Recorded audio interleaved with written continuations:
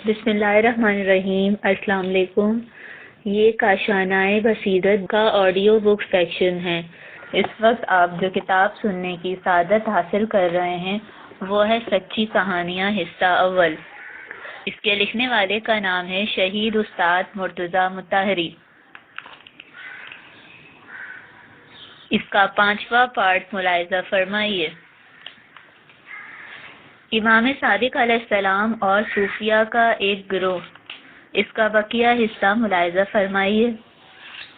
قرآن مجید کی اکثر و بیشتر آیات میں جس طرح بخیلی اور کنجوسی کی ممانعت کی گئی ہے، بالکل اسی طرح بذل و بخشش میں فضول خرچی اور طنز روی کی بھی نہیں کی گئی ہے۔ قرآن کریم نے اس کام کے لیے میانہ روی کا درس دیا ہے۔ ایسا نہ ہونا چاہیے کہ کوئی شخص اپنی تمام ملکیت دوسرے لوگوں میں تقسیم کر دے اور خود مفلسی اور تہی دستی کے عالم میں پروردگار کی بارگاہ عالیہ میں دست دعا بلند کر دے کہ اے پروردگار مجھے روزی دے۔ واضح رہے کہ خداوند عالم اس قسم کی دعاؤں کو ہرگز قبول نہیں کرتا۔ پیغمبر اسلام نے ایک جگہ پر ارشاد فرمایا ہے کہ خداوند کچھ لوگوں کی دعاؤں کو ہرگز قبول نہیں کرتا، اور وہ یہ لوگ ہیں: جو شخص پروردگار سے اپنے ماں باپ کی برائی کا خواہاں ہوتا ہے۔ نمبر 2، جو شخص اپنا مال کسی دوسرے کو قرض دے اور نہ اس کا کوئی گواہ بنائے اور نہ ہی اس کی کوئی سند حاصل کی ہو، اور قرض لینے والا بعد میں اس کا مال ہضم کر دے۔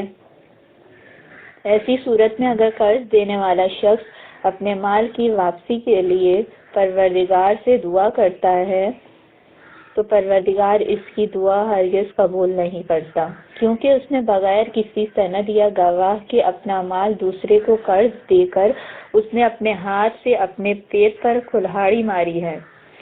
نمبر 3، جو شخص پروردگار سے یہ دعا کرتا ہے کہ اسے اس کی بیوی کے شر سے نجات عطا کر دے تو پروردگار ایسے شخص کی دعا بالکل نہیں سنتا، اس لیے کہ بیوی کے شر سے نجات حاصل کرنے کا طریقہ اور ذریعہ خود اس شخص کے ہاتھوں میں ہوا کرتا ہے۔ اگر وہ واقعی اپنی بیوی سے پریشان اور عاجز ہو چکا ہے تو اسے اختیار ہے کہ ایسی بیوی کو طلاق دے کر اپنی پریشانی دور کر دے۔ نمبر 3، جو شخص اپنے گھر کے اندر ہاتھ پر ہاتھ رکھے ہوئے بیٹھا رہے اور پروردگار سے روزی کا طلبگار ہو تو پروردگار ایسے لالچی اور جاہل بندے کی دعا کے جواب میں ارشاد فرماتا ہے: اے میرے بندے، کیا میں نے تیرے لیے حرکت و جنیش کی راہیں نہیں کھول رکھی؟ کیا میں نے تجھے صحیح اور مضبوط اعضاء و جوارے نہیں عطا کیے؟ میں نے تجھ کو ہاتھ، پیر، آنکھ، کان اور عقل سلیم عطا کی ہے تاکہ تو دیکھ سن کر اس پر غور و فکر کے بعد تلاش معاش میں ہاتھ پیر کو حرکت دے۔ ان تمام اعضاء کی تخلیق کا ایک مقصد ہے۔ ان نعمتوں کا شکر یہ ہے کہ تو ان سے کام لے۔ اس طرح میں نے اپنے اور تیرے درمیان حجت تمام کر دی تاکہ تو ہر چیز کو حاصل کرنے کے لیے محنت سے کام لیتے ہوئے قدم آگے بڑھا سکے اور محنت اور کوشش پر مبنی میرے حکم کی اطاعت بجا لائے اور دوسروں کے کندھے کا بوجھ نہ بنے۔ اگر تیری کوشش میری مشیت کے مطابق رہی تو میں تجھے کافی مقدار میں روزی عطا کر دوں گا، اور اگر کسی سبب یا مصلحت کی بنا پر تو ترقی نہ کر سکا تو بھی تجھے اس بات سے اطمینان ضرور حاصل ہوگا کہ تجھ سے کوشش کرنے کے لیے کہا گیا تھا، تو تو نے کوشش اور محنت کی، اس کے آگے تو معذور ہوگا۔ نمبر 5، وہ شخص جس کو پروردگار نے مال و دولت کی فراوانی عطا کی تھی اور اس میں بخشش کی زیادتی کی وجہ سے اپنا تمام سرمایہ لٹا دیا ہو اور بعد میں پروردگار سے یہ دعا کرے کہ میرے پالنے والے مجھے روزی دے، تو پروردگار ایسے شخص کے جواب میں یوں ارشاد کرتا ہے: کیا میں نے تجھے کثیر روزی عطا نہیں کی تھی؟ آخر تو نے میانہ روی سے کام کیوں نہیں لیا؟ کیا میں نے یہ حکم نہیں دیا کہ بخشش کے سلسلے میں میانہ روی سے کام لیا کرو؟ کیا میں نے بے حساب بذل و بخشش اور خیرات سے تم لوگوں کو نہیں روکا؟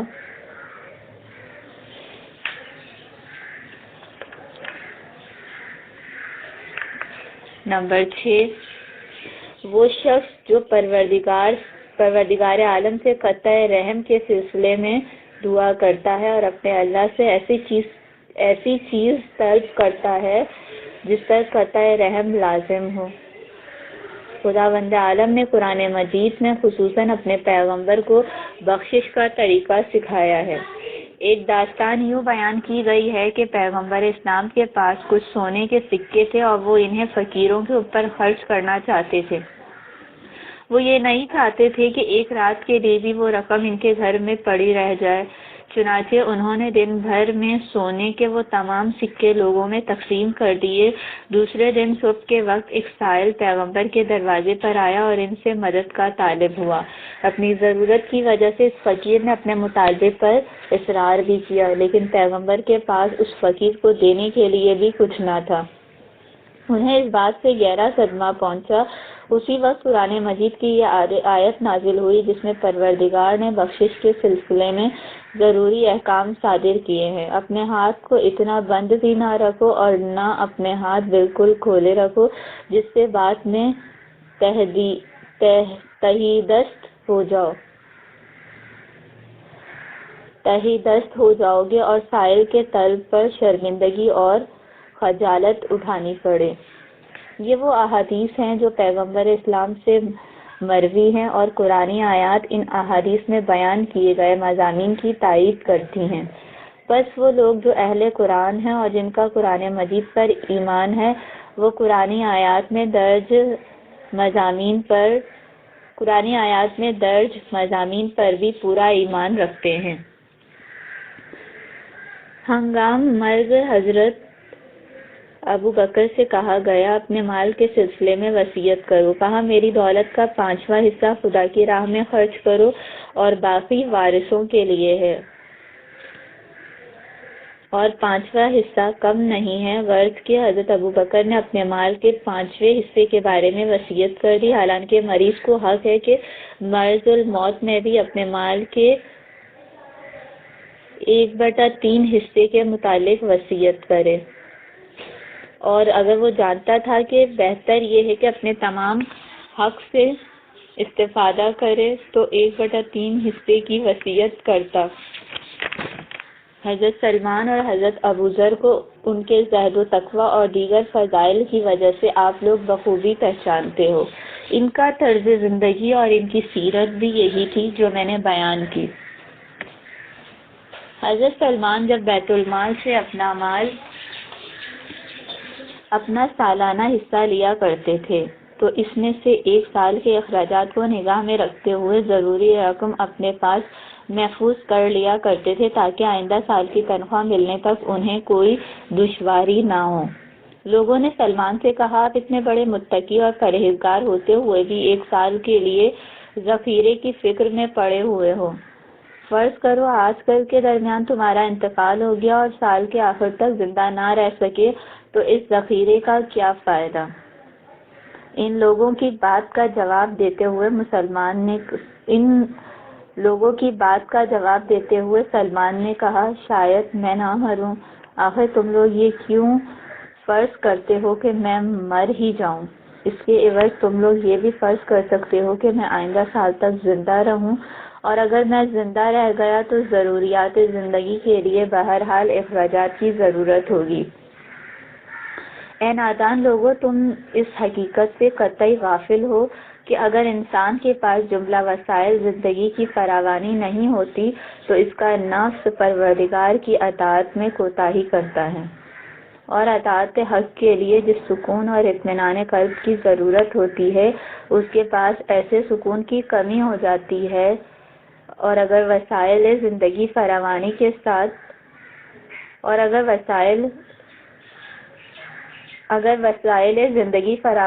ساتھ فراہم ہوتے ہیں تو وہ اپنے پروردگار کی اطاعت ذرہ برابر کوتاہی نہیں کرتا۔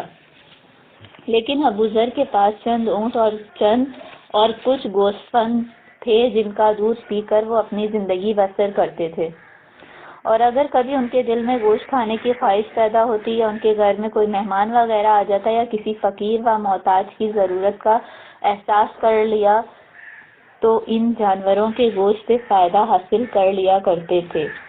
گوشت کو دوسرے لوگوں میں تقسیم کرتے وقت وہ اپنا حصہ نکال لیا کرتے تھے۔ ذرا سوچو کہ ان لوگوں سے بڑا متقی اور پرہیزگار کون تھا؟ پیغمبر اسلام نے اپنے ان ساتھیوں کی فضیلت کے سلسلے میں جو کچھ ارشاد فرمایا ہے اس سے تم سبھی لوگ بخوبی واقف ہو، اور ان لوگوں نے زہد و تقویٰ کے نام پر اپنا سب کچھ کبھی نہیں لٹایا، اور آج تم لوگ جس طرز زندگی کی تجویز اور تبلیغ کر رہے ہو کہ لوگ اپنے اہل و عیال کی کوئی فکر نہ کرتے ہوئے اپنی تمام ملکیت سے دستبردار ہو جائیں اور ترک دنیا اختیار کر لیں، مگر اس راستے پر رسول خدا کے یہ اصحاب کبھی نہیں چلے۔ میں تم لوگوں کو ضمانت کے ساتھ یہ حدیث بیان کرتا ہوں جو میرے والد اور ان کے اجداد نے رسول خدا سے روایت کی ہے، اور میں خبردار کرتا ہوں کہ رسول خدا نے فرمایا، مومن عجیب و غریب صفات کا حامل ہوا کرتا ہے، اگر اس کے جسم کا بوٹی بوٹی کاٹ لیا جائے پھر بھی اس کے لیے خیر و سعادت ہی ہوگی، اور اگر اس کو مشرق و مغرب کے تمام ملک عطا کر دیے جائے تو بھی اس کے لیے خیر و سعادت ہی ہوگی۔ یعنی مخلوق الحال اور مال و دولت کی فراوانی مومن کی سعادت پر اثر انداز نہیں ہوا کرتی۔ کیا مومن کی خیر و سعادت اسی میں ہے کہ وہ فقیر و تہی دستی ضرور ہو؟ مومن کی بلندی اس کی روح، اس کے ایمان اور عقیدے سے ہوا کرتی ہے، کیونکہ چاہے فقیری اور تنگ دستی کا عالم ہو یا مال اور دولت کی فراوانی ہو، ہر عالم میں اسے اپنے فرائض کا علم رہا کرتا ہے، اور وہ ان فرائض کو بڑی خوبی کے ساتھ انجام دیا کرتا ہے۔ یہی وہ عجیب و غریب صفات ہے جو مرد مومن میں بدرجہ اتم پائی جاتی ہیں، اور اسی وجہ سے ہر قسم کی پریشانی و سختی اور آرام و آسائش اس کے لیے خیر و سعادت بن جایا کرتی ہے۔ مجھے نہیں معلوم کہ اس موضوع پر اب تک میں نے جو کچھ بیان کیا ہے وہ تمہارے لیے کافی ہے یا اس سلسلے میں اور بھی کچھ بیان کروں؟ تم جانتے ہو کہ صدر اسلام میں جب مسلمانوں کی تعداد بہت کم تھی تو جہاد کا قانون یہ تھا کہ ایک مسلمان 10 کافروں کا مقابلہ کرے، اور اگر وہ ایسا نہیں کرتا تھا تو اسے گنہگار، نافرمان اور مجرم شمار کیا جاتا تھا۔ لیکن جب مسلمانوں کی تعداد بڑھ گئی اور لشکر کفار سے جہاد کے لیے وسائل اور امکانات کی فراوانی ہو گئی تو پروردگار عالم نے اپنی رحمت و مہربانی کے ذریعے اس قانون میں تبدیلی پیدا کر دی کہ ہر مسلمان کا فریضہ ہے کہ وہ 2 کافروں کا مقابلہ کرے، نہ اس سے زیادہ کے ساتھ۔ میں تم لوگوں سے اسلام کے عدالتی نظام اور مجرم کی سزا وغیرہ کے بارے میں سوال کرتا ہوں کہ اسلام نے مظلوم کو انصاف دلانے اور مجرم کی سزا کے سلسلے میں کیا قوانین مرتب کیے ہیں۔ فرض کرو کہ تم میں سے کسی ایک کے خلاف اسلامی عدالت میں تمہاری بیوی کے نان و نقطہ کے سلسلے میں کوئی معاملہ درپیش ہے، اور قاضی یہ حکم صادر کرتا ہے کہ تم اپنی بیوی کا نفقہ ادا کرو، تو یہ بتاؤ کہ تم اس سلسلے میں کیا عذر پیش کرو گے، اور اپنی بیوی کا نفقہ کیسے ادا کرو گے؟ کیا تم یہ عذر پیش کرو گے کہ میں زاہد آدمی ہوں اور میں نے مال و متاع دنیا سے کنارہ کشی اختیار کی ہے؟ اور کیا تمہارا یہ عذر قابل قبول اور مناسب ہوگا؟ کیا تمہارے عقیدے کے مطابق قاضی کا یہ حکم کہ تم اپنی بیوی کا نفقہ ادا کرو حق اور انصاف پر مبنی نہیں بلکہ ظلم اور ناانصافی کی بنیاد پر ہے؟ اگر تم یہ کہتے ہو کہ قاضی کا یہ حکم ظلم اور ناانصافی پر مبنی ہے تو اس کا مطلب یہ ہوگا کہ تم سفید جھوٹ بول رہے ہو۔ صرف اتنا ہی نہیں بلکہ اپنی اس دروغ گوئی کے ذریعے تمام اہل اسلام کے ساتھ ظلم اور ناانصافی سے کام لے رہے ہو۔ اور اگر تم یہ کہتے ہو کہ قاضی کا حکم صحیح ہے تو اس کا مطلب یہ ہوگا کہ تمہارا عذر ناقابل قبول اور باطل ہے۔ پس تم یہ تسلیم کر لو کہ تمہارا مسلک اور طرز زندگی باطل ہے۔ دوسری بات یہ ہے کہ زندگی میں بیشتر مواقع ایسے ہیں جن میں مسلمان بہت سے واجب اور غیر واجب اخراجات انجام دیتا ہے۔ مثلاً کبھی اسے زکوٰۃ ادا کرنی ہوتی ہے تو کبھی کفارہ دینا پڑتا ہے۔ پس اگر یہ تسلیم کر لیا جائے کہ تمہاری من پسند اصطلاح کے مطابق تمام لوگ زاہد ہو گئے اور سبھی لوگوں نے زندگی کی ضرورتوں سے روگردانی بھی اختیار کر لی، تو ایسی صورت میں واجب صدقات اور کفارات کا کیا ہوگا؟ واجب زکوٰۃ کا فریضہ سونا، چاندی، گوسفند، اونٹ، گائیں، دیگر پالتو جانور، خرما، کشمش وغیرہ سے تعلق رکھتا ہے۔ بس ان چیزوں پر واجب صدقے کا کیا ہوگا؟ کیا زکوٰۃ کو اس لیے واجب نہیں قرار دیا گیا کہ غریب اور نادار لوگوں کی زندگی کو بہتر بنایا جائے اور مرد مفلس بھی خوشحالی کی زندگی بسر کر سکے اور مواہب زندگی سے بہرہ مند ہو سکے؟ یہ خود ہی اس بات کی دلیل ہے کہ ان تمام پابندیوں سے دین کا مقصد یہ ہے کہ انسان تحفہ زندگی تک پہنچ جائے اور اس سے زیادہ فائدہ حاصل کر سکے اور زندگی کی نعمتوں سے لطف اندوز ہو سکے۔ اگر دین کا مقصد فقیری اور ترک دنیا ہوتا اور دینی تعلیم اور تربیت کی آخری منزل یہ ہوتی کہ انسان دنیا اور دنیاوی مال و متاع سے کنارہ کشی اختیار کرے اور فقر و مفلسی کی زندگی کو ترجیح دے، تو اس کا مطلب یہ ہوگا کہ فقراء و مساکین نے زندگی کے بلند اور اعلیٰ مقاصد حاصل کر لیے، بس انہیں کوئی چیز نہ دی جانی چاہیے تاکہ وہ اپنے عمدہ اور سعادت مندانہ حالات سے الگ نہ ہونے پائیں، اور اس کے ساتھ ہی ساتھ اپنے کو سعادت اور معراج زندگی کا مالک سمجھ کر فقیروں کو بھی چاہیے کہ وہ کسی کی بخشش کو قطعی قبول نہ کریں تاکہ ان کی سعادت مندانہ حالات برقرار رہ جائیں۔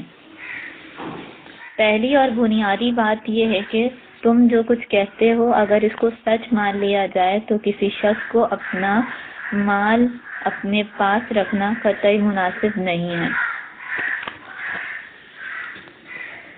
بلکہ اسے چاہیے کہ اپنا سارا مال دوسروں کو بخش دے، اور اس اعتبار سے زکوٰۃ کی کوئی گنجائش باقی نہیں رہ جاتی۔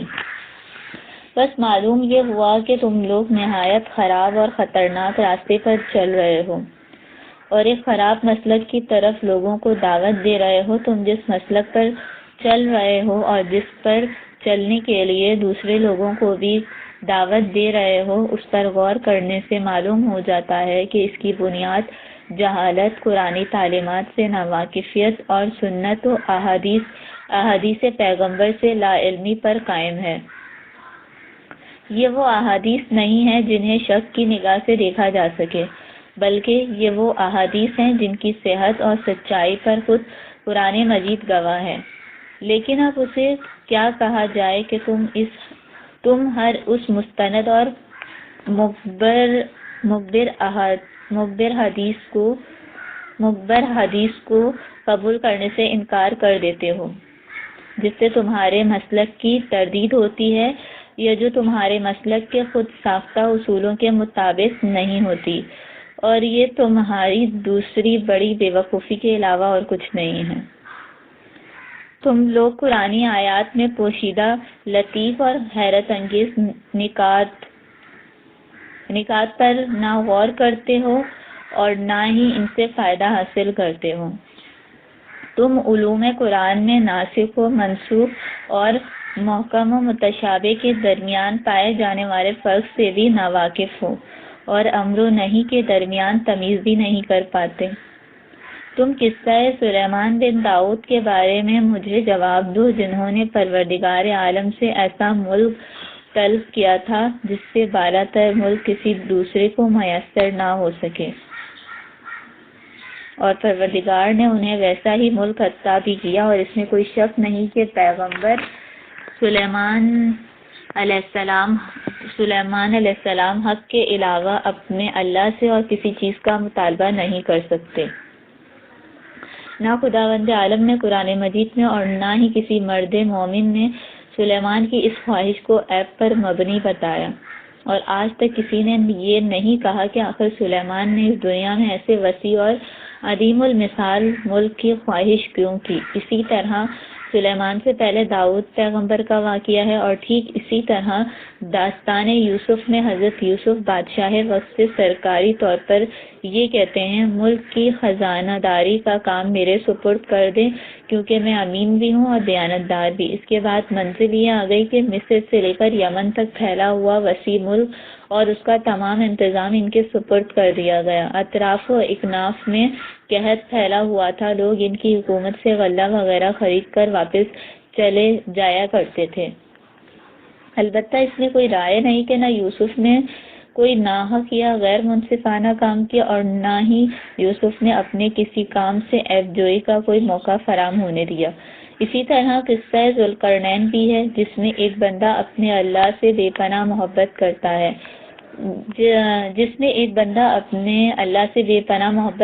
تھا اور اللہ بھی اس کو بہت عزیز رکھتا تھا۔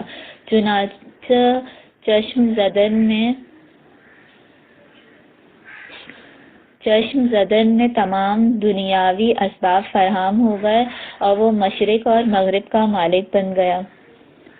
اے حضرات صوفیہ، اس ناجائز اور خطرناک مسلک سے کنارہ کشی اختیار کر لو اور اسلام کے حقیقی اصولوں پر پوری طرح کاربند ہو جاؤ۔ خداوند عالم نے جن چیزوں کے بارے میں امر نہیں کی ہے اس سے تجاوز نہ کرو اور خود ساختہ احکام مت صادر کرو۔ جن مسائل کے بارے میں تمہیں علم نہیں ہے اس میں قطعی مداخلت نہ کرو اور ان مسائل کا علم اہل علم سے حاصل کرو۔ ناسخ و منسوخ، محکم و متشابہ اور حلال و حرام کا علم حاصل کرنے کے لیے کوشاں رہو۔ صرف یہی نہیں کہ یہ معلومات تمہارے لیے بہتر اور سودمند ہیں بلکہ تمہیں بے وقوفی اور نادانی سے چھٹکارا دلا دیں گی۔ جہالت سے کنارہ کشی اختیار کر لو کیونکہ اس کی طرفداری کرنے والوں کی کثرت ہے اور اس کے برعکس عقل و دانش کی حمایت کرنے والے لوگ بہت کم ہیں۔ خداوند عالم کا ارشاد ہے کہ دانش مندی ہر دانش مند سے بالاتر ہے۔ حضرت علی علیہ السلام اور عاصم۔ جنگ جمل کے خاتمے کے بعد حضرت علی علیہ السلام شہر بصرہ میں داخل ہوئے۔ شہر بصرہ میں قیام کے دوران ایک روز اپنے ایک دوست علا بن زیاد حارثی کی عیادت کے لیے اس کے گھر تشریف لے گئے۔ اس شخص کا مکان نہایت وسیع اور عالی شان تھا۔ حضرت علی علیہ السلام نے اپنے دوست کے مکان کی وسعت اور خوبصورتی کو دیکھ کر اس سے یوں مخاطب ہوئے، اتنا وسیع اور عالی شان مکان اس دنیا میں آخر کس کام کا، جبکہ تو آخرت میں ایک وسیع مکان کا زیادہ احتیاج رکھتا ہے۔ لیکن اگر تو چاہے تو دنیا میں اپنے اس مکان کو آخرت کے شاندار مکان کو حاصل کرنے کا ذریعہ بنا سکتا ہے، اور اس کی صورت یہ ہے کہ تو اپنے اس مکان میں مہمانوں کی خوب پذیرائی کیا کر، لوگوں کے ساتھ نرمی اور محبت سے پیش آیا کر، اس گھر میں مسلمانوں کے جو حقوق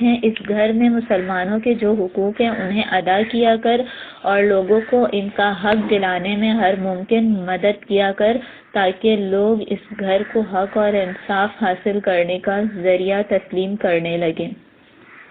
مختصر یہ کہ تو اپنے اس گھر کو ذاتی مفاد کے لیے نہیں بلکہ عام مسلمانوں کے فائدے کا ذریعہ بنا دے تاکہ اس سے تیری نفسانی خواہش کی حوصلہ افزائی نہ ہو سکے۔ اعلیٰ یا امیر المومنین، میں آپ سے اپنے بھائی عاصم کے بارے میں شکایت کرنا چاہتا ہوں۔ تمہاری شکایت کیا ہے؟ اس نے دنیا کو ترک کر دیا اور پھٹے پرانے کپڑے پہن کر گوشہ نشینی کی زندگی اختیار کر لی ہے۔ اب اس کا اس دنیا اور دنیا کے لوگوں سے کوئی تعلق نہیں ہے۔ اس کو میرے سامنے حاضر کرو۔ عاصم کو ان کے سامنے پیش کیا گیا تو حضرت علی علیہ السلام نے اس کو مخاطب کرتے ہوئے کہا، اب اے اپنی جان کے دشمن، شیطان نے تیری عقل چھین لی ہے۔ سمجھ میں نہیں آتا کہ تجھے اپنی بیوی اور بچے پر کیوں رحم نہ آیا۔ تو یہ خیال کرتا ہے کہ جس پروردگار نے دنیا کی پاکیزہ نعمتوں کو تیرے لیے حلال اور جائز قرار دیا ہے، وہ اس وجہ سے ناراض ہو جائے گا کہ تو ان نعمتوں سے فائدہ حاصل کر رہا ہے، تو پروردگار کے نزدیک اس سے زیادہ چھوٹا ہے۔ تو پروردگار کے نزدیک اس سے زیادہ چھوٹا ہے۔ عاصم نے جواب دیتے ہوئے کہا، یا امیر المومنین، آپ بھی تو میری طرح ہیں۔ آپ بھی اپنے اوپر مصائب اور سختیاں برداشت کرتے ہیں اور اپنی زندگی کو نہایت پریشانی اور مفلسی میں بسر کر رہے ہیں۔ آپ بھی تو عمدہ اور نرم لباس نہیں پہنتے اور لذیذ غذائیں نہیں استعمال کرتے۔ اس طرح میں بھی وہی کام انجام دے رہا ہوں جو آپ کرتے ہیں، اور وہی راستہ اختیار کر رکھا ہے جس پر آپ بھی گامزن ہیں۔ اے عاصم، تم غلطی کر رہے ہو، میرے اور تمہارے درمیان فرق ہے۔ میں جس عہدے پر ہوں اس پر تم نہیں ہو۔ میں امت کے قائد، حاکم اور پیشوا کی حیثیت رکھتا ہوں، اور حاکم و پیشوا کی زندگی اور ذمہ داریاں عام لوگوں سے علیحدہ ہوا کرتی ہیں۔ یعنی حاکم کی جو ذمہ داری ہے وہ عام شہری کی نہیں ہے۔ خداوند عالم نے عادل حاکموں کے لیے یہ واجب قرار دیا ہے کہ وہ اپنی قوم کے کمزور اور پسماندہ ترین طبقے کی زندگی کو مد نظر رکھتے ہوئے اپنی ذاتی زندگی بسر کریں۔ حکم خداوندی کے مطابق انصاف پسند حاکم کو اس طرح زندگی بسر کرنی چاہیے جس طرح غریب اور مفلس عوام زندگی بسر کرتے ہیں، تاکہ مفلس اور پسماندہ طبقے کو صدمہ نہ ہو اور غریبی کا احساس ان کے دل و دماغ کو متاثر نہ کر سکے۔ اس لحاظ سے میری ذمہ داری کچھ اور ہے اور تمہاری ذمہ داری کچھ اور، یعنی دونوں ذمہ داریوں میں کوئی مماثلت نہیں ہے۔